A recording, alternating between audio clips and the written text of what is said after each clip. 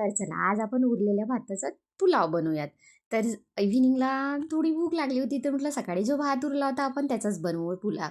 आपण जेव्हा लहान होतो ना, तेव्हा आपली आई जे 80s 90s जे जे बॉर्न आहेत त्यांना माहिती असेल, आपली आई आपल्याला फोडणीचा भात बनवून द्यायची आहे ना. आपल्यासाठी किती छान होतं ना ते, म्हणजे तेव्हा एवढा पुलाव वगैरे कोणी बनवत नव्हतं, पण आपल्याला अरे तोच पुलाव होता नाही का. आता चला खूप काही काही टाकतात पुलावमध्ये, तर तो वेगळा पुलाव झाला, पण आपल्या लहानपणीचा पुलाव तो वेगळाच होता आहे ना. आणि आपण किती आवडीने खायचो.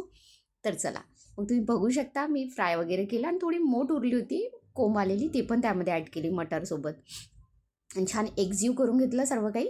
मग हळद, धनिया पावडर, जिरा पावडर, मीठ आणि थोडंसं कलर यासाठी मी तिखट टाकलं आणि सर्व मसाले टाकल्यानंतर मग मी त्याला छान एकजीव केला. सकाळी थोडासा राईस जास्त झाला होता. मी म्हटलं आता काय बनवायचं, म्हटलं चला मी बनवून टाकला बघा. मग मी राईस त्यामध्ये ॲड केलं, सर्व मिक्स केलं छान. तुम्ही बघू शकता. आणि कलर खूप छान आला होता राईसमध्ये. थोडंसे जे मोठ टाकलं ना, तो एक प्लस पॉईंट होता. खूप वेगळं वाटत होतं, मस्त काहीतरी. मग सोबत काहीतरी हवं ना, नुसतं पुलाव कसं खाणार. मग चला म्हटलं, दही होती घरी ठेवलेली, तडका दिला छान. हिरवी मिरची, राई वगैरे टाकून आणि ठेचा बनवला होता मी थोडासा त्याच्यामध्ये. ठेचा म्हणजे तेच लसण वगैरे, लसण धनियाचा ते टाकला. आणि बघा हा प्लस पॉईंट आहे कढीमध्ये हा. तुम्ही 1 चम्मच दही टाका, त्यावर पटकन ताटली झाका. तो जो वाफ असते ना, ती बाहेर नाही गेली पाहिजे. म्हणतात की ते कढीची टेस्ट बाहेर जाते. बघा पुलाव रेडी आहे. मग मी त्यावर धनिया टाकला मस्त. आणि माझ्या कढीला पण उकळी आलेली आहे, बघू शकता तुम्ही. सुपर सुपर दिसत होतं सर्व काही.